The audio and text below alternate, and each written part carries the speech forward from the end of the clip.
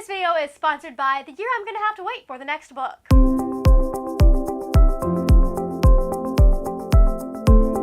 Hello my lovely friends, it's Margaret, and it's time to nerd out about books. Okay, so January is over. I did some reading. It's time to talk to you guys about the books that I read last month. A little bit of a letdown from December, but honestly, how was I supposed to? I mean, I had 2 whole holidays in December to read, so what was I expecting? I read 7 books in January, and while there's not a lot of books to have read, especially considering my last January was like 12, I read books that I thoroughly enjoyed. Almost all of these were 5-star reads for me. I absolutely adored them. They were amazing. I want to reread them again and again and again. I read 7 books, which came to a total of 2,644 pages. 5 of those books were 5-star books. 1 of those books was a 3-star book, and 1 of those books was a 2-star book. We'll talk about that in a minute. The genre breakdown was 4 fantasy and 3 sci-fi. And as far as format goes, I read 4 audiobooks and 3 hard copy books. I started this year off with a bang because I absolutely loved the very first book that I started this January, and that was Wildcard by Marie Lu. This is the sequel to Warcross. Now, if you saw my December wrap-up, you'll know that Marie Lu and I kind of have an off and on again relationship, and so there is a chance that I will not like her books. But this is not one of those books. I absolutely adored Wildcard. It was a little bit of a different setting. It was a little bit less time in the game than in Warcross, but with what was going on in the plot, I don't know how we could have done the entire story mostly in Warcross. I loved seeing these characters again. I can't really tell you all that much about this particular plot because obviously it's a sequel, but Warcross is about Amika Chin, and she is a bounty hunter who accidentally hacks into this massive multiplayer game called Warcross. Users have visors that they use to interact with this digital world, and they have competitions among teams that have been created in this digital world in this game. And so she hacks into it and is not supposed to be seen, but she actually accidentally ends up being seen. So she is approached by Hideo, who is the manufacturer, the guy that created this game, who came up with this game. She's approached by him to help him find a bug, basically, that's in the system. He knows that there is someone who has been hacking into the system on the dark net, and he is trying to figure out who that is, and he needs Amika's help because she is a bounty hunter and she's so good at Warcross, so he decides to hire her. And it goes from there. I really enjoyed getting to see these characters again. I really enjoyed where the plot went. We were introduced to a couple of new characters, and then we got to know some characters that we kind of knew about but hadn't actually met. The ending was a little bit heartbreaking on one hand, but also I absolutely adored it. So, it wasn't too heartbreaking, because you know how Margaret feels about those heartbreaking endings. I don't like them. I don't.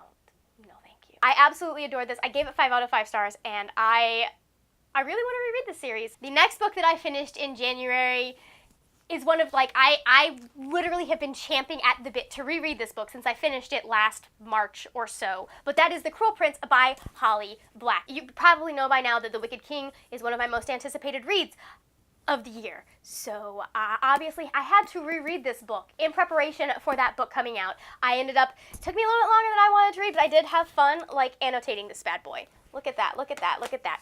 They're both annotated at this point. I'm going to go over this for the people who have not, been on my channel for the last year, but this is about Jude Duarte, and she, at the age of 7, is kidnapped along with her 2 sisters by this fairy named Maddox. Her older sister is Maddox's biological daughter. Her mother decided to kind of just take her older sister and leave Fairy because her mother was human, and so Maddox comes to claim his child and finds his wife married to another man and kind of just loses it and kills both of her parents. And so Jude ends up growing up in Fairy. She and her other human sister end up very much at odds with the fae around them that are around their age because they're human. And so Maddox is raising them as if they are fairy gentry, but they are very obviously not fairies. And so a lot of people kind of look down on them and try to make life miserable for them, and Jude has decided that she doesn't like that, and so she is going to become a knight in the king's court. This is about her trying to navigate that and getting embroiled in more politics than she expected, and all of the things that happened.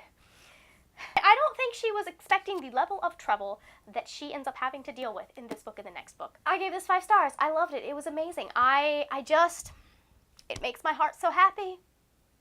I enjoyed it. Most people who enjoyed The Cruel Prince will say the same thing that I'm about to say, and it's that I did not think I was going to enjoy it as much as I did, and yet I love it. Holly Black writes a situation that like 99 times out of 100, I would be like, no, this is wrong. This is trash. And she writes it in such a way that I'm like, oh yes, I'm here for this because it works. It works for me. Even if you are kind of like, if you're intrigued by it, but you're kind of worried that you might not like the situation with all of the bullying and everything that goes on, just know that there's a point to it and that it works out to some extent. There's stuff you don't know. And places that I think we're going to go that are going to be really fun. So my second audiobook for the month of January was Skyward by Brandon Sanderson. I didn't mention it before, but Wildcard was my first audiobook. I listened to that because I listened to Warcross as well, so I kind of wanted to keep them both in the same format. But this is about Spensa, and Spensa lives on this planet where the humans were fleeing from an alien force, and they ended up taking refuge on this planet. And they're living underground because every time they try to build above ground, the aliens come back and try to bomb them out of existence. And so they have a star force of fighter pilots, and Spensa wants to be on this force of fighter pilots. Unfortunately, her father, who was a starfighter pilot a very long time ago, when she was younger, kind of turned and tried to run from battle. He died, but he was branded a coward, and so a lot of people don't want Spensa to be in this fighter academy. But obviously, we would not have a book if they kept her out. So clearly, this is about her trying to get into that academy and trying to pass, despite the fact that, like, almost no one wants her to pass. And it's just such a great, like, I love the dynamic of the flight that she is in. I love the people that we get to meet. It's very sad. A lot of people die because there's a war, and so consequences. But Brandon Sanderson does sci-fi, in my opinion, as well as he does fantasy. I have enjoyed both of his kind of sci-fi series. This is more hardcore sci-fi than the Reckoners series was, but still, like, this is amazing. I enjoyed it. Spensa is such an interesting, like, he really nailed writing a strong female character, and for a male author to have done that in a way that, like, if I had not known Brandon Sanderson had written this, I would have thought it was written by a woman. Spensa has so many facets. She has the fact that she is very, very volatile and very violent, but she's also a very caring individual, and I just love that she has so many different facets, despite the fact that she is what is considered a strong female character. Because so often when you have that strong female character, like, you get the volatile and the fighter and all of that, but you don't get the other side, and people are multifaceted, especially women. I really just enjoyed the fact that she was so well written and that she was so fleshed out, and I loved it. There's a little hint of a possible romance that didn't go as far as I would have liked it to go, but then, you know, it's me, and it probably wouldn't have worked for the plot. But I'm hoping that it continues in the next book because it was amazing and I loved it, and it's like just that wonderful slow burn that, like, you know it's going to happen, but it develops so naturally. That was what my brother had to say about it, is that it just has such a natural development in this book. And it's a little bit of like rivals to lovers, which you know I'm into. So I did read, I listened to this while my brother was driving up to Indiana, so we were technically listening to it together. But there is so much character development in here. There's so much more in the plot than, like, the bare summary that I can give you is, but, like, I don't want to spoil a lot. You'll figure it out as you're reading it. You'll go, oh, something's not right, but I don't want to spoil it for you because it is fantastic and it is wonderful to, I love being able to kind of discover that stuff as you go. I gave this, obviously, 5 out of 5 stars. Yet again, I'm telling you, I was on a roll at the beginning of January. You probably are wondering where a certain book is, and that actually is the next book that I'm about to talk about, which is The Wicked King by Holly Black. Look at this gorgeous Barnes & Noble exclusive edition cover. I'm going to be scouring some used bookstores and the internet because I want this for The Cruel Prince as well. If you hate The Cruel Prince and you want to get rid of it, you have one of these covers for The Cruel Prince, the black cover. If you hate it and you want to get rid of it, listen, I will pay you. I won't even pay you used book prices. I will pay you what it says on the inside of the dust jacket. Can't talk too much about what actually happens. This is just basically Jude dealing with the aftermath of that ending at the end of The Cruel Prince. And let me tell you something, the ending in this book is quite possibly worse. Quite possibly more of a cliffhanger, more frustrating, more I need the next book now. I should be putting these books behind me. Hold on, I'll get back to this in a sec. This is more complicated. This is a lot more of Jude trying to deal with things alone. Like, we don't get to see her with some of our faves from the first book as much, but also she has a whole heck of a lot more to deal with. So I really like this because it is a character-driven novel, and I love character-driven novels. Like, I will take a character-driven novel over a plot-driven novel any day. I mean, I love both of them, but, like, I love character-driven novels. I love getting to sit with the characters and hear their thoughts and see them try and piece through what is happening to them, especially when crazy things are happening to them like they are happening to Jude, and they are making the horrible, terrible, awful decisions that they're making in this book. Jude is a mess. She is a mess in the best kind of way. In the way that you as the reader enjoy, but is going to come and bite her in the butt later. I have a full review for this. If you are interested in more of my thoughts on this, just know that I loved it. I gave it 5 stars. I thought that Holly Black just took everything and dialed it up to 10. So I don't know what she's going to do with the Queen of Nothing because, like, I'm so frustrated by that ending. I need the next book. The next book that I finished in January was another audiobook, and that was Ever the Hunted by Erin Summerall. I just picked this up on a whim because I have the newest book in this series. I got it in a LitJoy crate, which I think is technically, the white balance is not like in this. I have Once a King, and I wanted to get caught up on the series because I know that it's kind of like a companion series. It's like the 3rd book, but it's also like you don't have to have read the first 2 books, but it spoils things for the first 2 books. This is about Britta, and she is 17, and she has a forbidden magic. You'll notice Margaret really likes these books where the magic that they have is forbidden, but she is a channeler, and channelers are very much like, basically, if they find out you're a channeler, you're dead. That's how it works. And so she has just recently lost her father. Her father's apprentice happens to also be her best friend and also someone she's kind of in love with.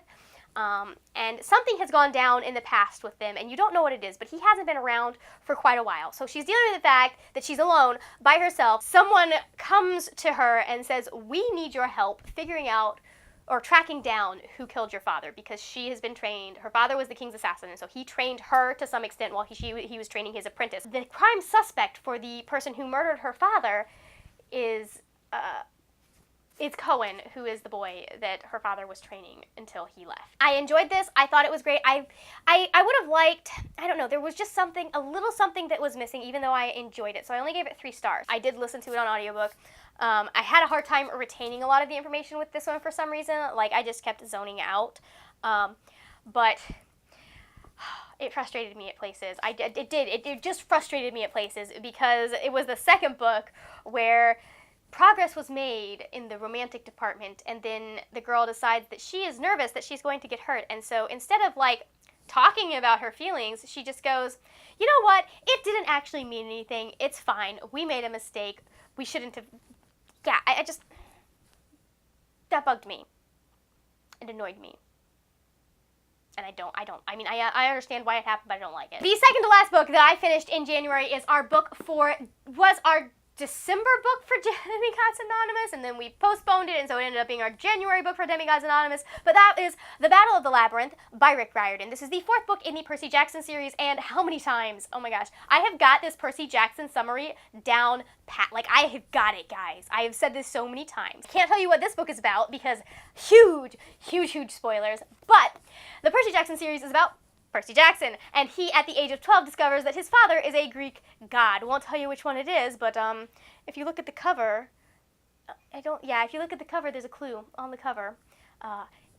Possibly somewhere around this area. Anyways, so he finds out at the age of 12 that his father is a Greek god and ends up having to go on a quest to keep the big 3, Zeus, Poseidon, and Hades, from destroying each other and destroying the world in the process. Like, basically, he finds out that he is a demigod and his life is just crap. From there on, he realizes he's going to spend the rest of his life dealing with monsters that want to eat him and going on quests and all of this stuff, and it is absolutely one of the funniest things you will ever read. Like, he is so sassy. We call him Per-Sassy. That's how sassy he is.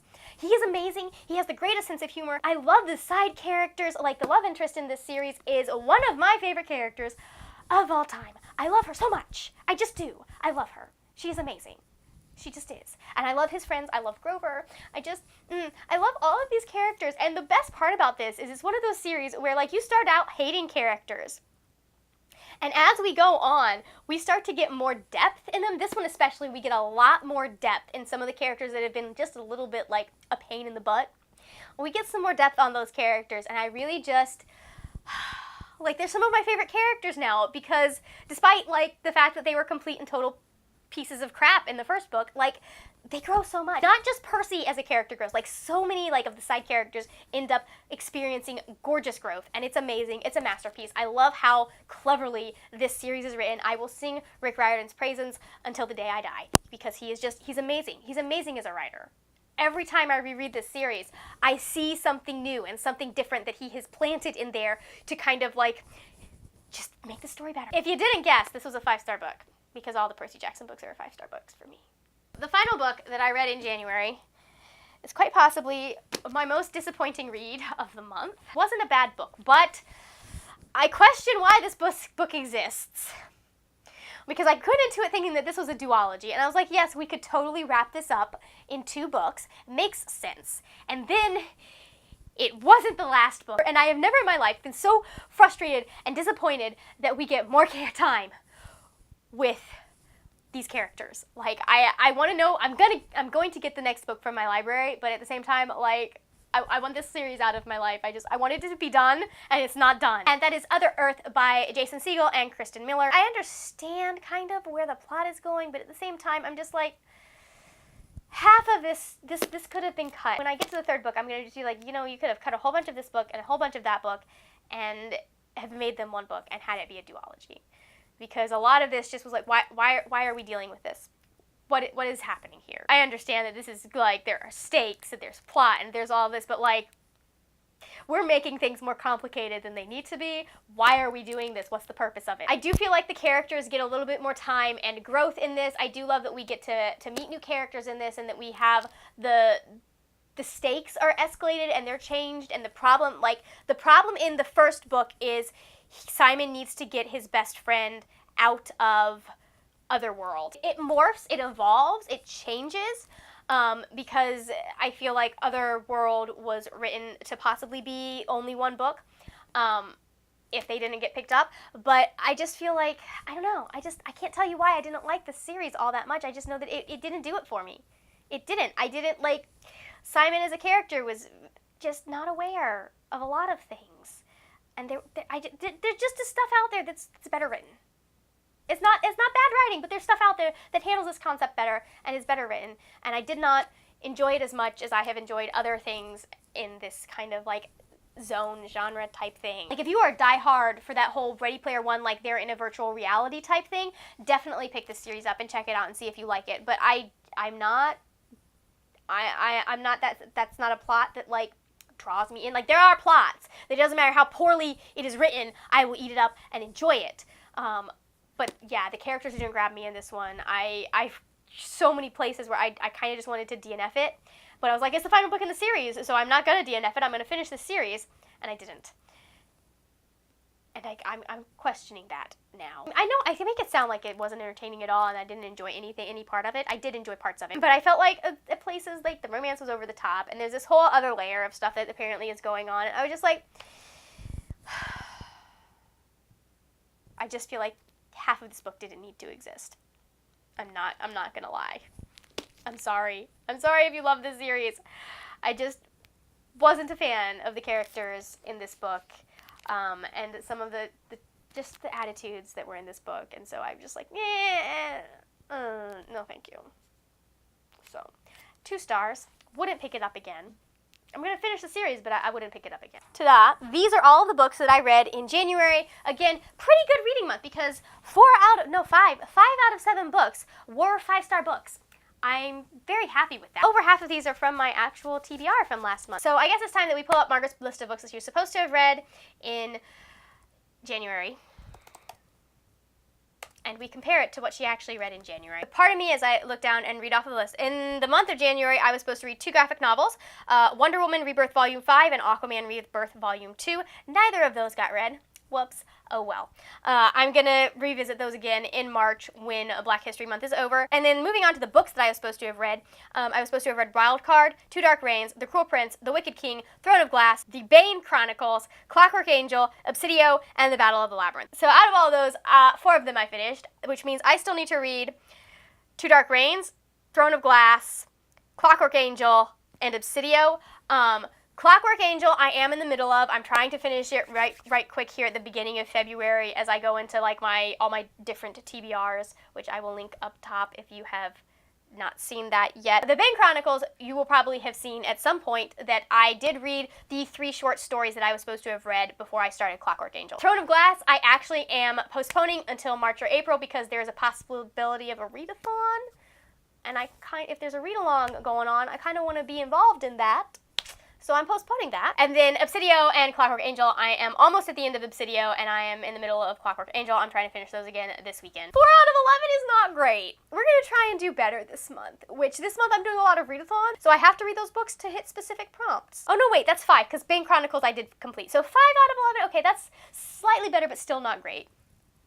I would like to do a little bit better job of actually getting through my TBR each month, especially since I need to read 2 Dark Reigns. Yeah. We're gonna do better this month. We are going to do better this month. It's gonna happen. We're not gonna be annotating as much because a lot of the books that I'm reading are library books, and that does take a little bit of time. I mean, I've already finished 1 book and I'm almost done another one, and we're on the 2nd day of February. Also, I'm trying to win the BookTube games, so go Neverland. So those are all of the books that I read in January. I think that it is obvious that my favorite book was this guy right here. So tell me in the comments down below, what was your favorite book in the month of January? Thank you so much for watching. If you enjoyed this video, please give it a thumbs up. Also, hit that subscribe button. I make videos 2 to 3 times a week about books and writing, and I love to see your lovely face here on a regular basis. Also, you can find me on Instagram and Twitter. Those are both at the word nerd, with a 3 in a nerd instead of the E. That is it for now, my friends. Happy reading, and I will see you later when we will talk about more wordy, nerdy things. Bye!